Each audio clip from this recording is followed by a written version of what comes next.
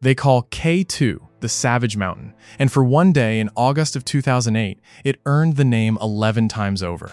On the 1st of August, around 30 climbers left their final camp for the summit. By the time the mountain was finished with them, it had killed more people in a single stretch than any accident in its history. And what did it was not the cold? It was not the altitude. It was not the summit itself. It was a single block of ice, hanging 900 feet above the deadliest passage on Earth. When that ice let go, it took the ropes with it. It took the way down.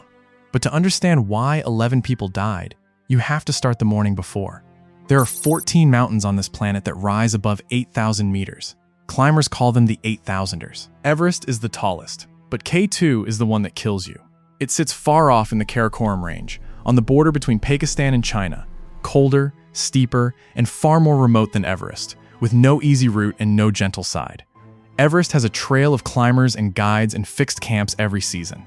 K2 has none of that. To even reach its base, you trek for days across a glacier, deep into one of the loneliest corners of the planet, where the nearest road is a week's walk behind you, and then the real climbing begins. For every 4 people who have stood on its summit, roughly 1 has died trying. Think about that number for a moment. Not 1 in 100, not 1 in 50, close to 1 in 4. There is no other mountain of its size with a record so cruel. In 1986, a single disastrous season on K2 killed 13 climbers, and the mountain earned a name it has never shaken: the Savage Mountain. It does not care how strong you are, how experienced you are, how many other summits you have collected. It has killed some of the greatest climbers who ever lived. And it was about to prove that again. And near the top of K2 waits its worst trap. Just a few hundred meters below the summit lies a narrow gully of ice and rock called the Bottleneck. It is the crux of the whole climb, the one place every climber on the standard route must pass through, going up and coming back down. It is steep enough that a slip means a fall of thousands of feet, straight off the mountain. But the angle is not what makes it infamous. What makes it infamous is what hangs directly above it. A wall of glacial ice, hundreds of feet tall, frozen to the mountain's shoulder. Climbers call it the Serac. It is a cliff of ice, the size of a city block, suspended over the only path to the summit, and it can break away at any moment, for no reason at all. No warning, no pattern, no cause you can see. You cannot predict it. You cannot avoid it. You can only pass through its shadow as fast as your dying body will let you, and pray it holds for one more day. Every climber who goes up K2 knows the Serac is there. They look up at it, and they climb anyway. In 2008, it was watching them. Up there, above 8,000 meters, you are in a place the human body is not built to survive. They call it the death zone. There is not enough oxygen to keep you alive for long. Your mind slows. Your judgment fails. Every hour, you are quietly getting worse. And if something goes wrong at that height, no helicopter can reach you. No rescue team can climb fast enough. On K2, help is not measured in hours. It is measured in days. You save yourself, or no one does. In the summer of 2008, the weather over K2 had been foul for weeks, pinning everyone down and stacking up expedition after expedition at base camp, all of them waiting for the same narrow window of calm to make their attempt. When the sky finally cleared at the end of July, more than 24 climbers from around the world found themselves going for the summit on the very same day. They came from Norway, from South Korea, from Italy, Ireland, France, Serbia, the Netherlands, and Nepal. Separate teams, separate flags, separate dreams, and in some cases, climbers who had never met before that season. But near the summit, they would have to become one team, because there was only one plan for getting through the Bottleneck alive. They would work together to fix ropes up the gully and across the ice, a single lifeline anchored to the mountain, so that every climber could clip in and pass beneath the Serac in relative safety. Everything depended on those ropes. And the ropes were about to go wrong. The plan called for a small advance team to climb ahead in the dark and lay the lifeline before the crowd arrived. But almost from the first hour, it fell apart. In the blackness before dawn, the rope fixers began anchoring line too low on the mountain in a stretch that did not need it. By the time they reached the Bottleneck, where the danger truly began, they were running out of rope. And then they lost the one man who might have fixed it. His name was Shaheen Beg, the most experienced high-altitude porter among them, and the only person in the whole gathering who had ever stood on the summit of K2 before. He fell ill and had to turn back down the mountain. The one man who knew this place was descending. Everyone else was heading up into ground where none of them had ever been. What followed was a slow, grinding mistake. With no rope left for the traverse above the Bottleneck, the very place the ropes mattered most, Climbers had to stop, pull the badly placed lower lines out of the ice, and drag them upward to re-anchor them where they were actually needed. Imagine it. Dozens of people, in single file, in thin air that is slowly killing them, halted on a steep slope while a few climbers at the front unpick and relay the rope that everyone behind is waiting to use. The line of climbers backed up. The morning drained away. It cost them hours.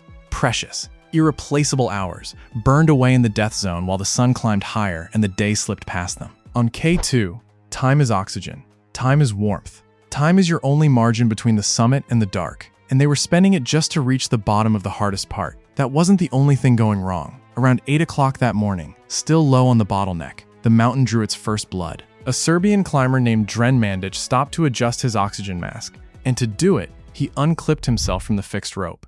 It is the kind of small decision the death zone makes for you when your brain is starved and slow. He lost his balance. He fell, colliding with a Norwegian climber beside him, and then he was gone, tumbling down the ice. His teammates were devastated. They could not simply leave him. And so, high in the death zone, where every ounce of energy is life itself, several of them tried to reach his body and bring him back. It was a brave thing to do, and a doomed one. In the confusion, a high-altitude porter named Jehan Beg lost his own footing on the slope. He did not manage to arrest his fall. He slid away down the mountain and vanished, the second man gone in the space of a single morning.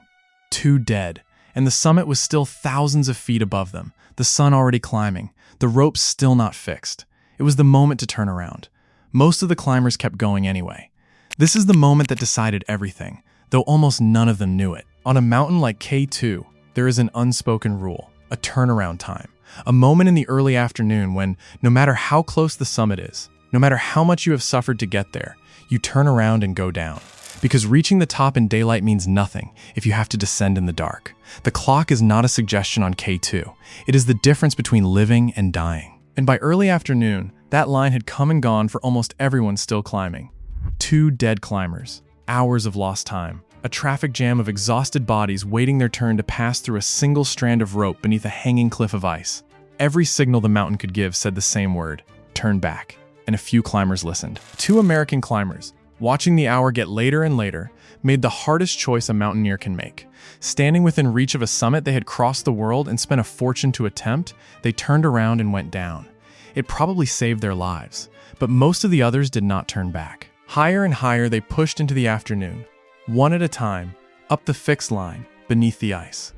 The sky above them was flawless, not a cloud. The weather was perfect. It was the clock that was killing them. And above them, the Serac was still waiting. And then, at last, they reached the top. One by one, through the late afternoon and into the evening, exhausted climbers dragged themselves onto the summit of the second highest mountain on Earth. For a few of them, it was the achievement of a lifetime. An Irishman named Gerard Mikael became the first person from Ireland ever to stand there. A Norwegian couple, Rolf Bay and Cecily Skog, had climbed as husband and wife toward the top of the world. There were tears. There were photographs. There was the thin, giddy joy of people standing somewhere almost no one ever will. But some of them did not summit until 8 o'clock in the evening, with the sun already sinking toward the horizon. Far, far too late. They had gotten what they came for. They just had no daylight left to survive it. And the summit of K2 is not the top of the story. It is the halfway point. Because on the world's deadliest mountain, the ascent is not what kills you. The descent is. And the descent was about to become a nightmare no one could have imagined. As the light drained out of the sky, high on the shoulder of the mountain, the Serac finally moved. All day it had hung there, silent, while dozens of people passed beneath it. Now, in the failing light, with the slopes still full of climbers, a piece of that frozen cliff broke away and came down. There was a roar, and in an instant it did the one thing no one could survive. It swept across the bottleneck and tore out the fixed ropes. The single lifeline, the anchored path they had all planned to descend, was ripped away and scattered down the face. And Rolf Bay, the Norwegian, waiting just below the summit for his wife, was caught in its path. Cecily Skog had just reached the top of the world beside the man she loved. Now, as she turned to descend, the rope she meant to clip into was no longer there. And neither was her husband. Her triumph had lasted less than an hour. Now she was standing in the death zone, in the falling dark, on a mountain that had just cut the cord to the ground. She was not alone in it. All across the upper mountain, climbers were realizing the same terrible thing at once. The ropes were gone, and they were still up there. Above the bottleneck, in the dark, exhausted beyond words, most of them out of bottled oxygen, with no fixed line to follow and no way to see the anchors, even if the line had held. Some of them had summited so late that they had barely started down when the light failed. Now they were scattered across the most dangerous ground on the mountain, alone or in twos, each man facing the same impossible descent with nothing to clip into and nothing to see by but the small circle of a headlamp on endless black ice. To descend the bottleneck without ropes, in daylight, rested, is a feat for the finest climbers alive. To do it at night, oxygen-starved, after 20 hours of climbing, is something close to impossible. Some managed it. A handful of climbers and Sherpas, moving with almost unbelievable skill and nerve, free climbed down through the darkness and reached the safety of the high camp. But many could not. And as the temperature fell and the night deepened, the mountain began to take them, one by one. To understand what that night did to them, you have to understand what the death zone does to a human being. Above 8,000 meters, there is barely a third of the oxygen you would breathe at sea level. Your body is dying, and on some level it knows it. Your blood thickens. Your heart labors. Your fingers and toes, starved of circulation, begin to freeze solid inside your boots, and the flesh simply dies while you are still standing on it. Worst of all is what happens to your mind. The lack of oxygen dulls your judgment until you can no longer trust your own decisions. Climbers up there have described taking off their gloves and killing cold for no reason at all. Sitting down to rest in the snow, closing their eyes, deciding to sleep, when sleep at that altitude means never waking up. Some have described seeing people who are not there, hearing voices, holding conversations with the dead. The mountain does not just freeze you, it fools you into helping it. And every single minute you remain up there, you are burning through what little life you have left. These climbers were not up there for minutes. They were up there for a whole night, in the open, without shelter. And for some of them, a night was not the end of it. It was only the beginning. A Dutch climber named Wilco van Rooyen, unable to find the route in the dark, was forced to stop and wait out the night in the open, with no tent and no shelter, at over 8,000 meters. When morning came, snow-blind and frostbitten, he still could not find the way down. He would spend more than 2 days lost in the death zone, one of the very few human beings ever to survive so long up there.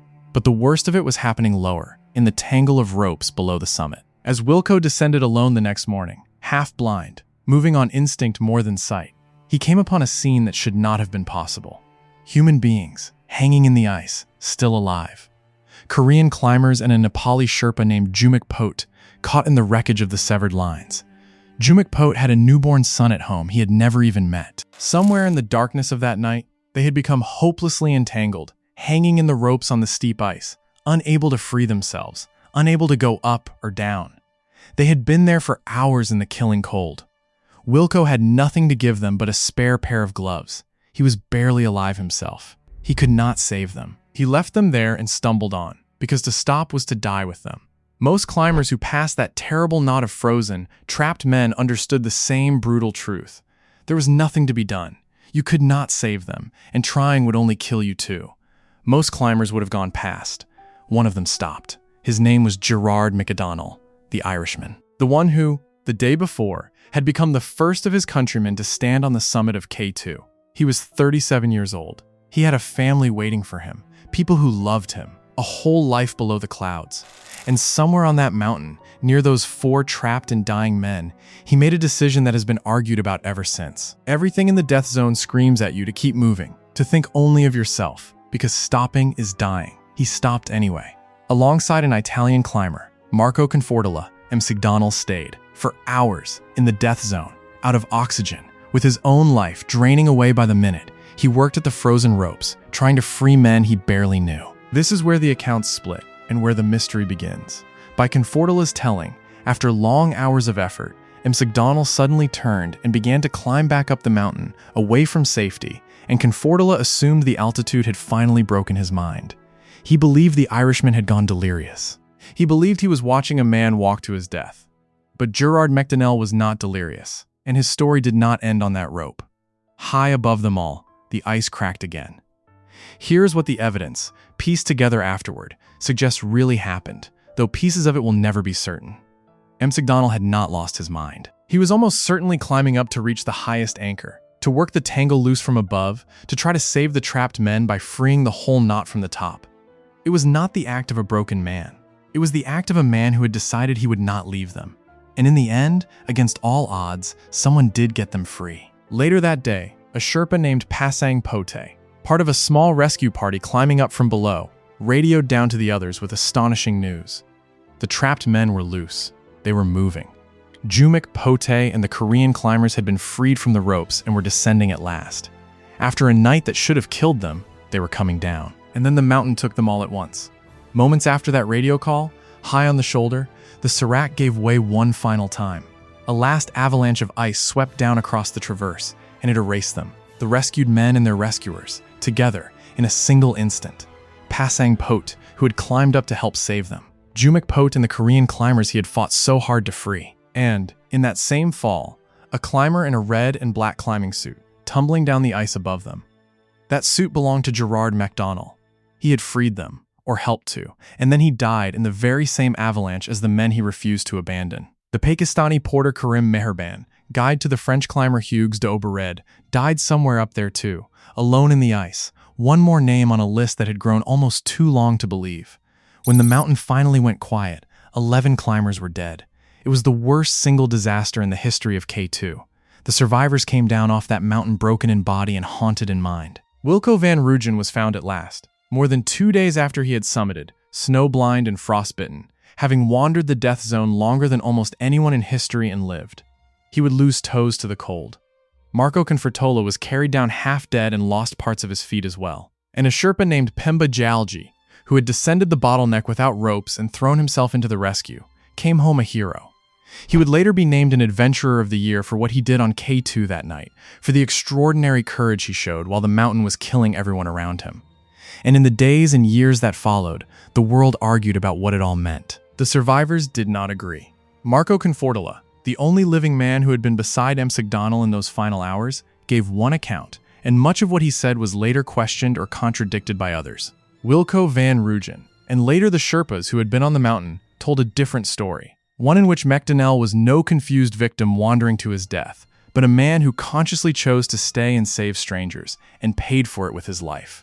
Journalists spent years reconstructing that night. Whole books were written about it, piecing together the radio calls and the survivors' memories and the photographs, and still, they reached different conclusions. Some of the photographs were studied and called inconclusive at best. To this day, no one can tell you with complete certainty exactly what Gerard MacDonald did in his last hours, or the precise order in which the mountain took its 11.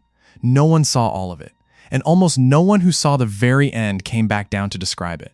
But strip away the disputes, strip away everything that can never be proven, and one thing remains that no one seriously denies. On the deadliest day in the history of the world's most dangerous mountain, when the ropes were gone and the light was gone and every rule of survival said to save yourself and go down, at least one man looked at 4 freezing strangers hanging helpless in the ice, men he had no obligation to, men most climbers would have walked past, and he stopped. In a place designed to strip away everything human in a person, he chose the most human thing there is.